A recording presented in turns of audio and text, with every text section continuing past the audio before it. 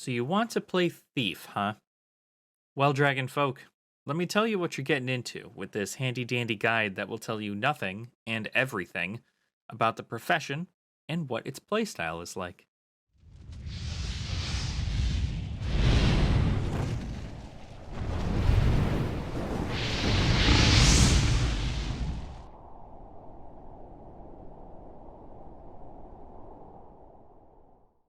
So you've chosen the Edgelord, someone with such a tragic backstory that even the entire destruction of Tyria itself doesn't hold a candle to you.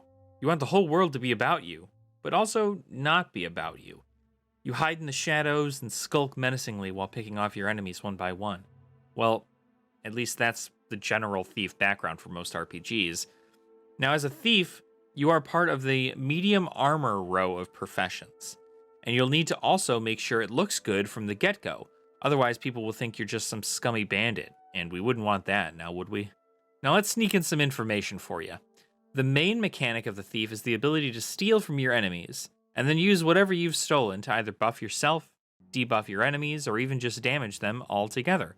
That is your F1 ability. But wait, there are two mechanics for Thief, and even a third one for one of its elite specializations, but we'll get into that one later. The second mechanic, which to be fair is pretty much the main mechanic, is the initiative nodes. They will be located right above your weapon hotbar, and it's what makes the Thief so incredibly fast, but also very vulnerable at the same time. These initiative points are how you go about using your skills. Normally, your skills would just be on a cooldown like the rest of the classes, but Thief likes to spam the good stuff.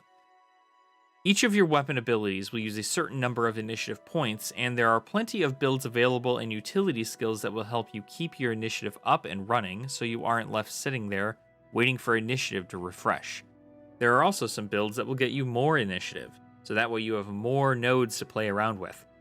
But we won't be going over builds in this video, just a general idea of the profession and its playstyle. Now, like I said, the initiative points will fill back up after a short period, so this is your time to either use your one ability to get some additional hits in, or use your utility skills to run away from your target until you can jump back into the fight and take them down. There are also many utility skills that allow the Thief to go into a stealth mode to essentially disengage combat and leave if need be. This is particularly helpful if you find a monster is too strong, or in World vs. World where you need to get away from a roaming band of enemies. Now, as with every profession, there are many different weapon types to choose from, but I'm going to go over some common weapon choices as well as some of my favorites. I quite enjoy the dual dagger weapon combo, mainly because it's fast and it applies a lot of conditions really quickly. Not to mention the utility of a stealth skill with the offhand dagger. Very fast and very powerful with the right daggers as well. You just gotta pretty much choose Berserker and you're good to go. Now, as for my ranged weapon, I went with Shortbow. Shortbow gives the Thief the ability to bounce its arrows between enemies, and it also gives you a lot of AoE effects, such as a poison field or even a shrapnel bomb to throw at your foes. All of these ranged abilities are great for clearing crowds of monsters, and the 5 ability for Shortbow allows you to shadow step to where you would shoot your arrow, which is really nice when roaming around trying to scout out territories in World vs. World, or even just map completion in the open world. Wait, what is that? Congratulations! You've mentioned the Shadow Step Shortbow ability. This means you get Ashenwing's Tip of the Century. But wait, I'm Ashen. That doesn't matter. Did you know that if you go into your options setting and scroll down to Combat/Movement, that you can lock round target at maximum skill range? That way you don't have to aim your ability to go the furthest distance.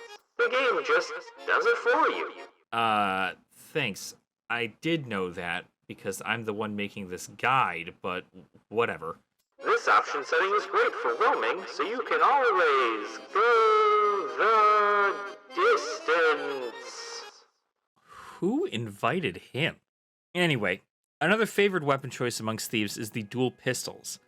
I didn't use these while leveling, but they are very fast and can stack bleed debuffs like no tomorrow. Their one ability even gets to rapid fire if beginning your attack from stealth, which is pretty valuable when killing players in World vs. World. Overall, another fantastic weapon choice for the new Thief, and one I definitely recommend after testing it for a while. Now onto the crazy elite specializations that Thieves have. Reminder that these are late game specializations and you need the expansions to get them, although they are not necessary to be a good thief. The Thief's Heart of Thorns specialization is the Daredevil. This specialization unlocks the staff to be used and pretty much makes you a bow staff martial artist. A lot of your abilities will revolve around dodging and weaving, as well as landing a lot of deadly blows to your enemies with high damage output. If I'm being entirely honest, I wanted to play this elite specialization when I found out that there are scythe skins for staves, and I absolutely love that. Not to mention, any chance to be the Monkey King is always a good time. The Path of Fire specialization for the Thief is the Deadeye.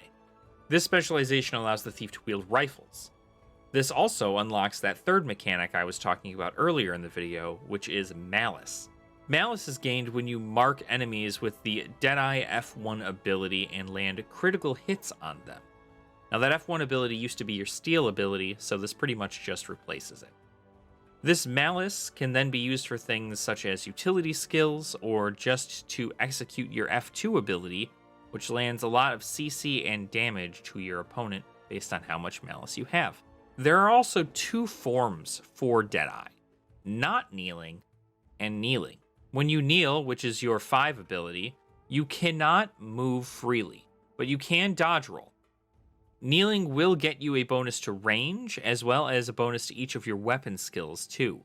So if you want to SEAL Team 6 an Elder Dragon or two, then maybe Deadeye is the elite specialization for you. I also might as well cover the End of Dragon specialization, even though it isn't out yet during the making of this video, but in the End of Dragon's expansion, you'll get access to the Spectre specialization, which unlocks scepters to be used by thieves. This essentially makes your thief a caster, but while still having the medium armor stuff to it. You also gain access to a Shadow Shroud, which is just a different form to go into. In Shroud form, you don't lose health and your abilities change. From what I've played and what I can tell, Spectre is more of a support specialization. You're able to heal your allies as well as deal a lot of condition damage to your opponents. So you focus on buffing your teammates and you deal a lot of condition damage from afar instead of being in the front lines. Now, obviously, I'll go into more detail when that comes out, and maybe I'll even make a guide on it when it does. Well, that's pretty much it for Thief. I've enjoyed getting Thief to 80, and now I'm enjoying beating people with a stick on a regular basis. It's a very fun and versatile profession, and luckily, with there being no role system in the game, you're just as self-sufficient as any other profession, which is awesome. No need to hide behind a tank to get the job done anymore. Anyway, thank you all so much for watching my introduction to the Thief profession. If there is anything I missed, please feel free to leave it in the comments down below. And while you're down there, make sure to like the video and subscribe to the channel as well if you haven't already. Also, for anyone who is curious, I do have a link tree down below in the description with links to my Twitch, my Twitter, and even a merch store where you can find a few little goodies at a low price. We do also have a Patreon link in the description, and it would mean the world to me if you check that out.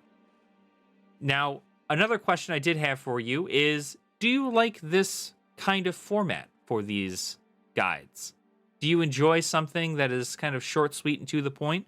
Or would you prefer something a little bit more in-depth? Let me know in the comments down below. Now, thank you again. Make sure to drink your water, eat your vegetables, and make good choices. I'll see you all in Tyria. Be kind and nerd out.